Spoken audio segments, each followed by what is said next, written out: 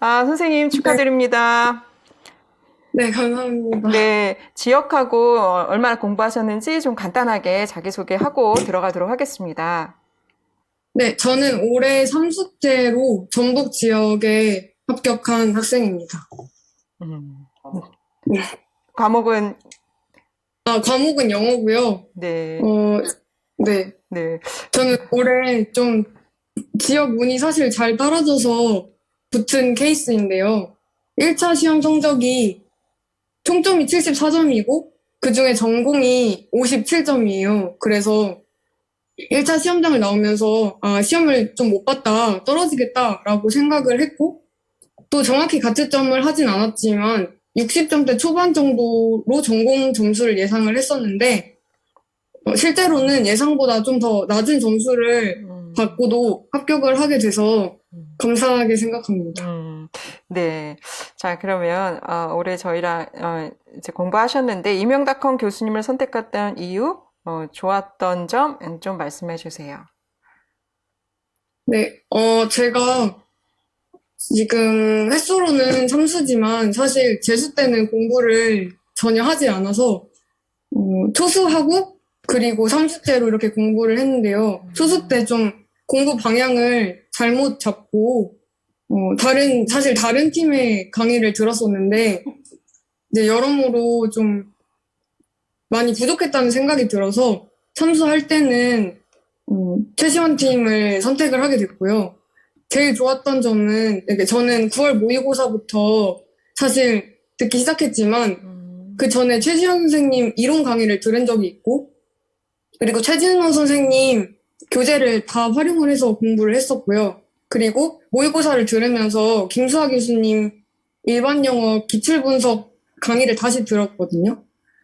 제일 좋았던 점은 일단 제가 아웃풋이 그 전까지는 전혀 없던 상황이었는데 9월부터 11월 모의고사를 들으면서 강제적으로라도 계속 아웃풋을 하고 피드백을 받아서 고쳐나갈 수 있다는 점이 가장 좋았던 것 같습니다. 그리고 이제 각각의 자세하게 더 좋았던 점은 제가 각 과목별 공부 방법을 얘기하면서 더 정확히 말씀드릴 수 있을 것 같아요. 그러면 공부 어떻게 하셨는지 강의나 자료 활용 방법 아니면 뭐 과목별로나 그렇게 좀 네, 자세하게 말씀을 해주세요. 네. 사실 이거를 발표하는 게 조금은 조심스러운 게 이 영상을 보시는 분들 중에 저보다 1차 성적이 높으신 분들이 더 많을 거라고 생각을 하거든요. 그래서 제가 도움 드릴 수 있는 점은 제가 시행착오를 좀 많이 겪은 입장으로서 어떻게 하면 실패하는지를 정확하게 말씀드릴 수 있을 것 같아요. 제가 3년 동안 공부를 했지만 재수 때는 공부를 아예 사실 쉬었고 소수 때는 시험이랑 전혀 안 맞는 방향으로 공부를 했으며 올해도 좀 후회되는 점들이 많아요. 그래서 이번에 떨어지면 내년에 어떻게 공부를 할지 좀 생각해 놓은 것들이 있는데 그 부분에 대해서 말씀을 드리도록 할게요. 그래서 실력자분들보다는 내가 지금까지 좀 허수였다. 공부를 열심히 했다고 생각하고 계속 앉아 있었는데 머리에 남은 게 없다. 제로 베이스다 하시는 분들한테 더 도움이 될 것 같아요. 우선 저는 반년 일찍 조기 졸업을 해서 학교를 초수 때 남들보다 공부할 시간은 더 많았는데도 불구하고 시험에 대한 방향성이 전혀 없이 공부를 시작했어요. 그래서 제일 후회되는 점은 학부 때 임용에 대한 정보를 전혀 모른 채로 이렇게 보내서 나중에 알고 보니까 제가 학부에서 임용이랑 관련 없는 과목들만 위주로 수강을 했더라고요. 그래서 정말 백지 상태로 임용 공부를 시작하게 되었는데요. 저희가 영어 학자가 되려는 게 아니라 임용 시험을 통과하는 게 목적이잖아요. 그래서 무엇보다도 시험에 대해서 정확하게 파악을 하고 그 시험에 맞는 공부를 하는 게 중요하다고 생각을 해요. 그래서 제가 좀 완벽주의에 강박도 있어서 개념을 완벽하게 숙지하기 전까지는 문제를 풀지 않는 그런 식의 공부 방법을 가지고 있었는데 이게 제가 3년이나 공부를 하게 된 페인이라고 생각합니다. 임용은 무엇보다도 아웃풋이 중요한 시험인데다가 공부하면 할수록 계속 부족한 부분이 더 보이기 때문에 절대 완벽해질 수가 없다고 생각을 하거든요. 그래서 이거를 받아들이고 지속적으로 문제풀이에 부딪혀야 된다고 생각을 해요. 임용 공부를 시작하기에 앞서서 가장 중요한 것은 기출문제 풀어보기라고 생각합니다. 어떤 식으로 문제가 출제됐는지 일단 감을 잡아야 되기 때문에 아무리 생초수라도 어떤 문제가 어떤 영역인지 모를지언정 그냥 되는 대로 한번 일단 쭉 기출문제를 풀어보시면 대충 문제 유형도 파악이 되고 의외로 내가 제로 베이스인 것에 비해서 그래도 어느 정도 문제가 조금이라도 풀리는구나 하는 자신감도 얻으실 수 있을 거예요. 물론 이거는 착각이라는 걸 나중엔 알게 되지만. 그리고 재수 이상, 즉 공부를 다시 재수 이상이신 분이라면 최근 3개년 기출 문제를 스스로 꼼꼼하게 분석해 보시면 좋을 것 같아요. 그냥 이렇게 풀어보는 게 아니라 전 과목에 대해서 나름대로 유형별로 분류를 해보시고 물론 이제 딱 떨어지진 않을 수도 있지만 최근 경향과 평가원 스타일이 무엇인지 좀 느낌이 오실 거라고 생각을 합니다. 그러면 다음으로 영역별 공부 방법에 대해서 조금 말씀을 드리도록 할게요. 네. 첫 번째는 연교론인데요. 연교론은 사실 많은 분들이 학부 때 이미 원서를 한두 권 정도는 읽으셨더라고요. 근데 저의 경우에는 전혀 없었기 때문에 남들은 쉽다고 하지만 저한테는 어려웠고요.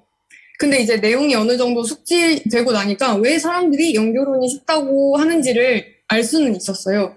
연교론 문제가 꼬아서 내는 게 없고 기본적인 지식을 바탕으로 주어진 내용을 잘 해석하고 적어내기만 하면 되기 때문에 사실은 점수를 주는 과목이라고도 할 수 있다고 생각을 합니다. 근데 이제 연교론 공부에서 좀 중요하다고 생각하는 게 크게 두 가지가 있는데요.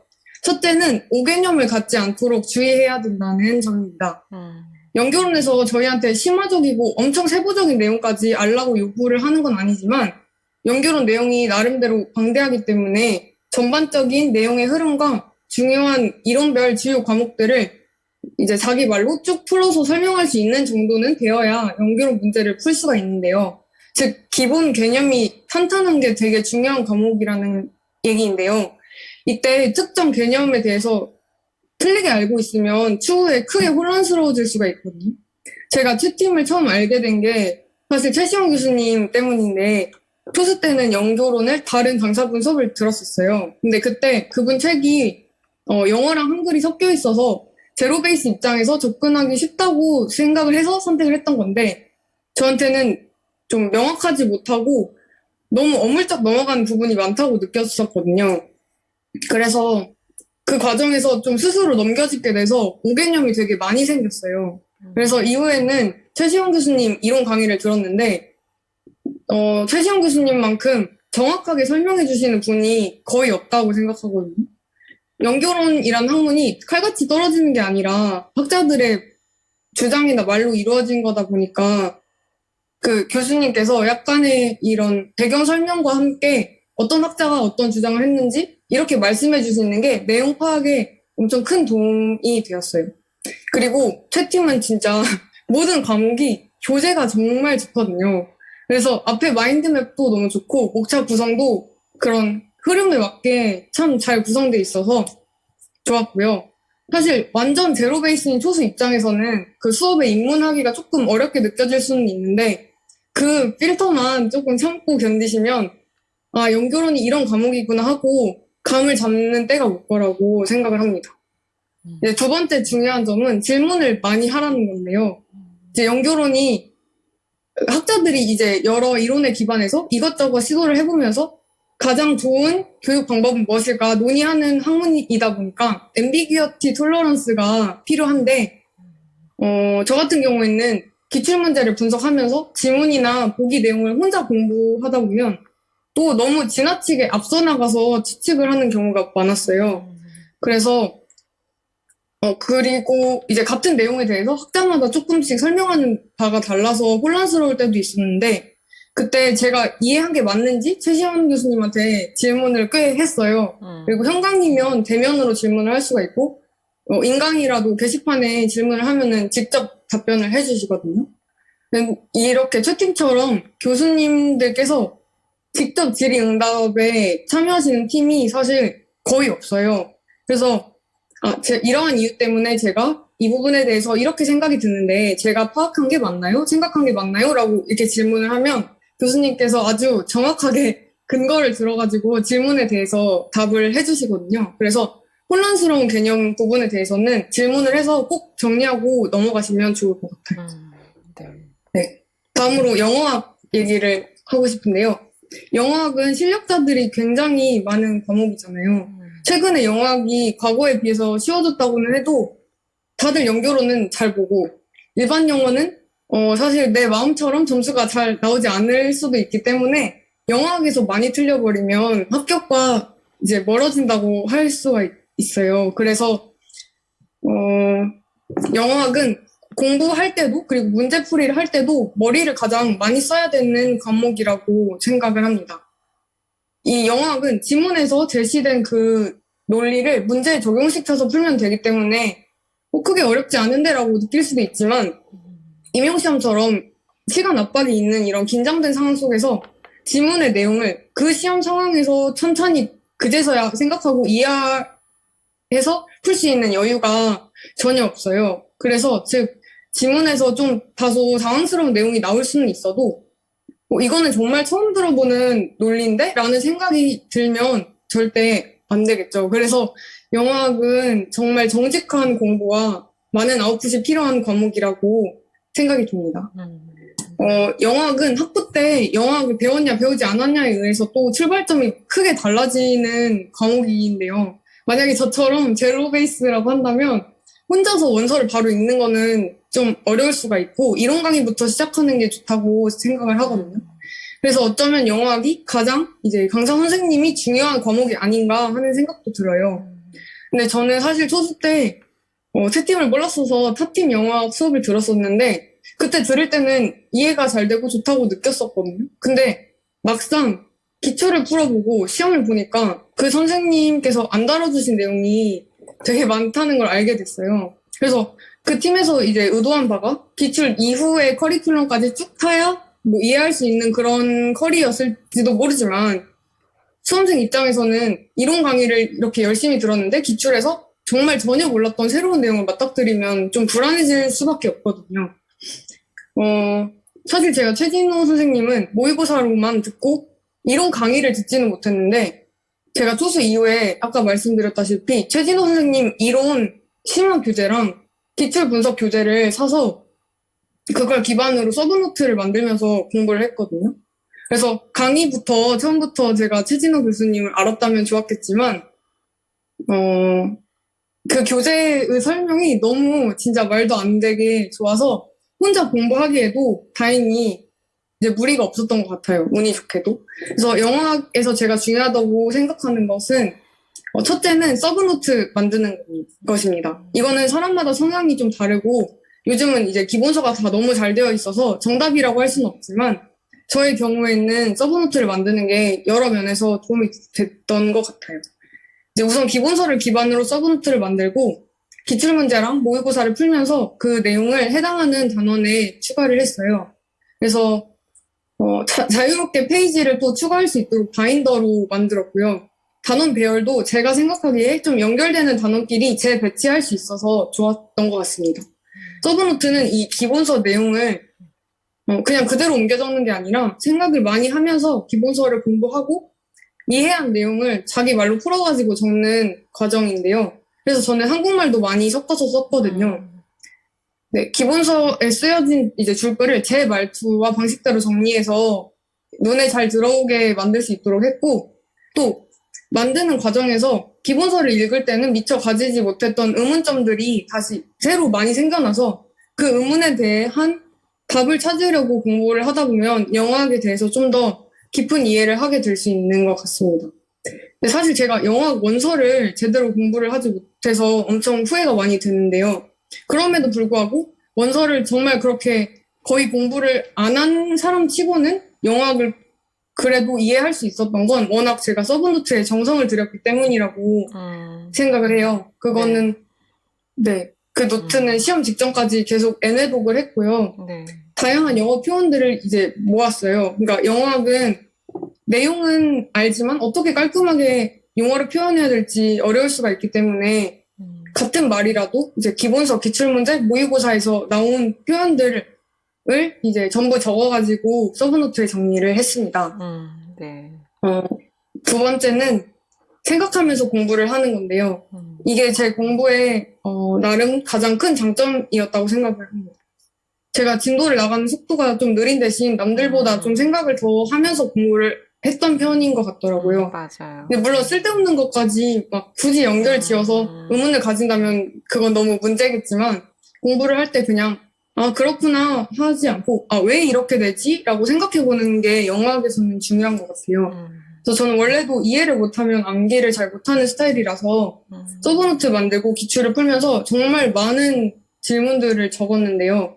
그 질문들은 제가 이제 뒷단원을 공부하고 돌아오면 답변이 되는 경우도 있었고 네. 전혀 모르겠는 것들도 있었거든요. 근데 친구들한테 물어봐도 나는 그런 거는 생각을 안 해봤는데 굳이 생각을 해봐야 돼? 이런 경우가 많았고 전공 카페에도 저랑 같이 똑같은 질문을 가진 사람은 많은데 아무도 답변 달아주지 않는 경우가 대부분이었어요. 이제 그러다가 최진호 교수님 카페를 알게 돼서 정말 너무 진짜 구원받은 느낌이었는데요.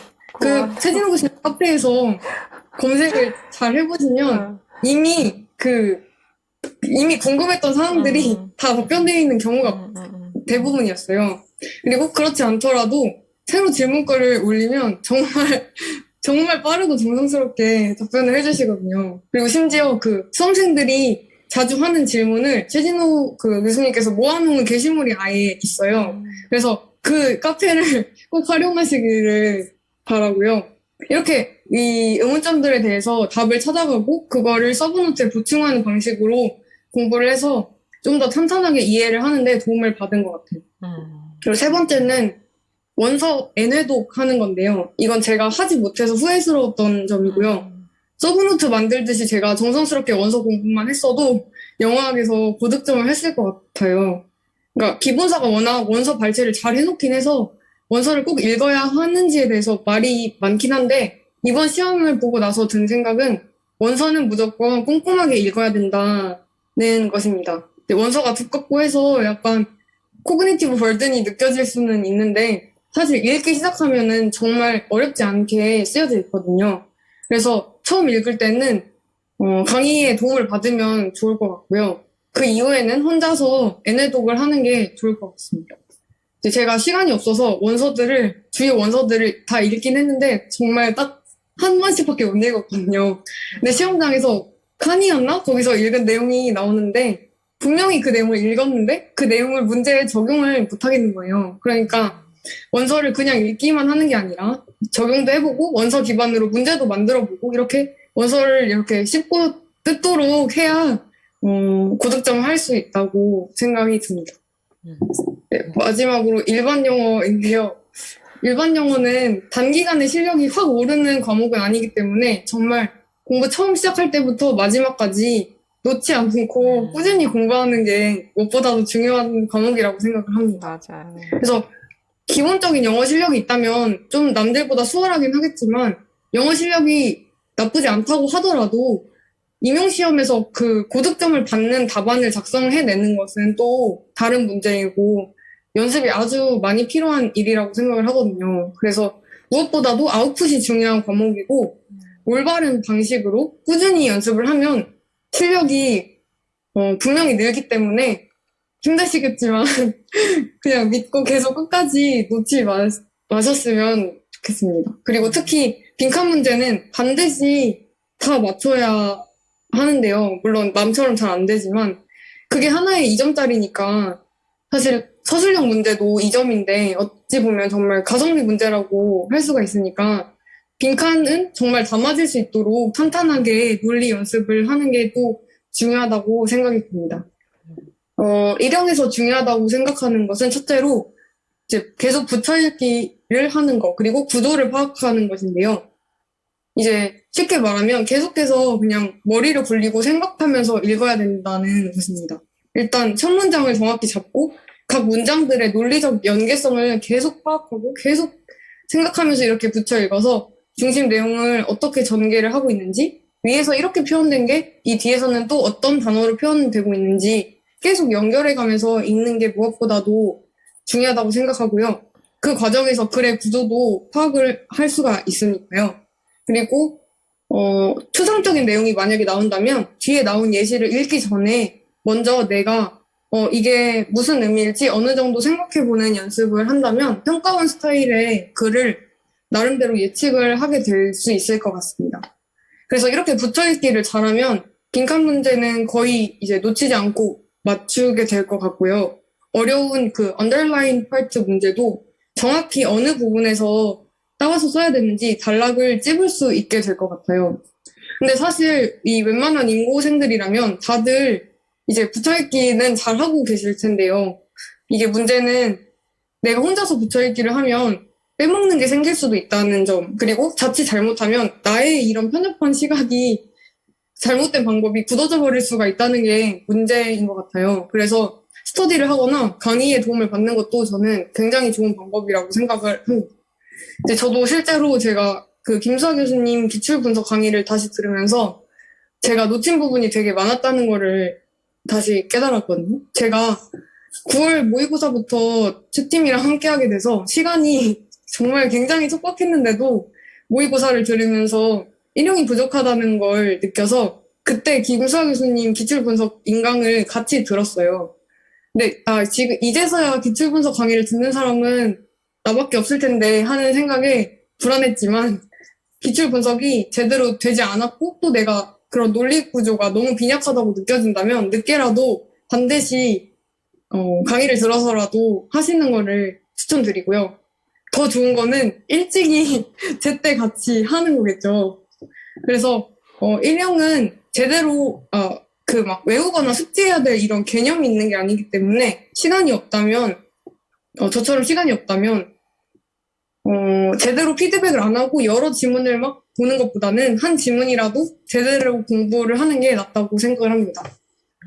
물론 가장 베스트는 꼼꼼하게 많은 양의 문제를 푸는 게 당연히 가장 좋다고 생각을 합니다.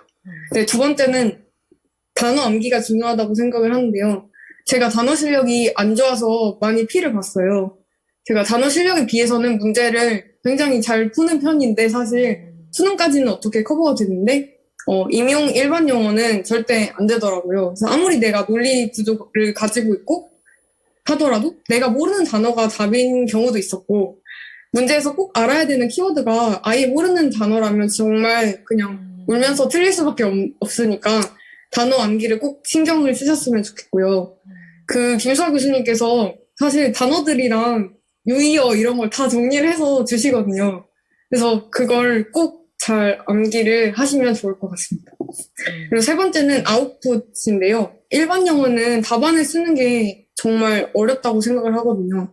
그러니까 지문을 잘 이해했다고 생각을 했는데도 막상 언더라인드 파트 의미를 설명을 하라고 하면 어떻게 써야 될지 막막한 기분이 들기 때문에 이걸 위해서 정말 일찍부터 아웃풋 연습을 해야 된다고 생각을 합니다.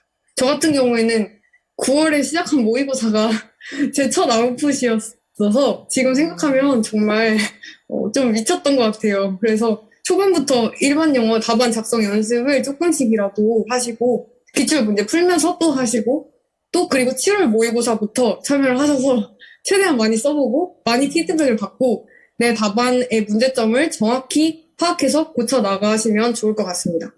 그 김수아 교수님께서 라이팅 세미나를 통해서 이제 좋은 답안, 좋지 못한 답안에 대해서 명확하게 설명을 해주시고 또 내 답안이 여러 유형 중에 어떤 부족한 유형에 해당을 하는지 체크를 할 수 있도록 체크리스트를 또 주세요. 그래서 정말 다 맞는 말이니 그 피드백 받은 것을 최대한 숙지하고 수용을 하셔서 고치려고 노력을 한다면 후반부에는 조금 빠르고 그리고 깔끔하게 답안을 작성할 수도 있을 거라고 생각합니다. 저는 시간이 없었기 때문에 정말 이 형은 딱 김수아 교수님 모의고사랑 기출문제만 풀었고요. 시간이 만약에 더 있었으면 평가원 스타일의 지문을 많이 보기 위해서 수능이랑 모의고사를 고등학교 평가원 모의고사를 더 풀었을 것 같아요. 그리고 전반적으로는 모든 전 과목에서 가장 중요한 건 아웃풋이라고 생각을 하고요.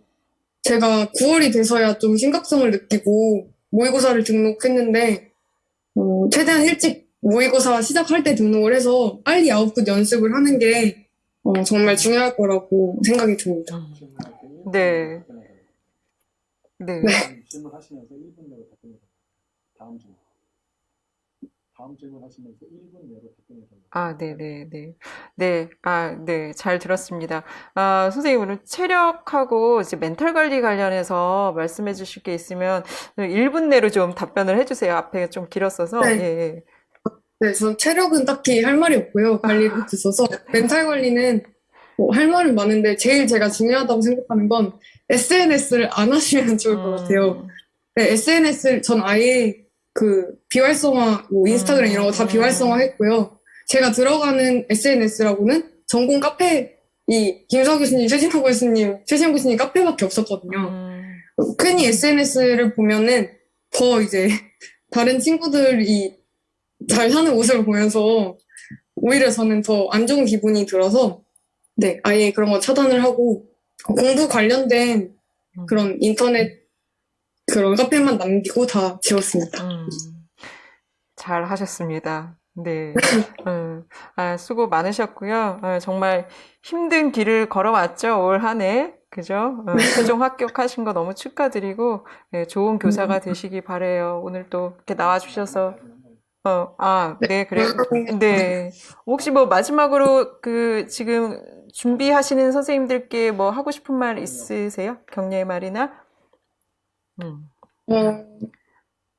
임용시험이 사실 되게 잔인한 게 저도 경쟁을 정말 안 좋아하는데 한 명이 붙으면 한 명은 떨어져야 하는 시험이잖아요. 그래서 그런 마음이 굉장히 힘들었는데 그래서 그냥 열심히 하셔서 근데 빨리 탈출하는 것밖에는 정말 답이 없고요. 지금 이런 힘든 마음들이 임용을 합격해야만 해결되는 문제이기 때문에 그냥 너무 그런 우울한 감정에 빠져있기보다는 지금 할 수 있는 일을 네. 하는 게 중요한 것 같고요.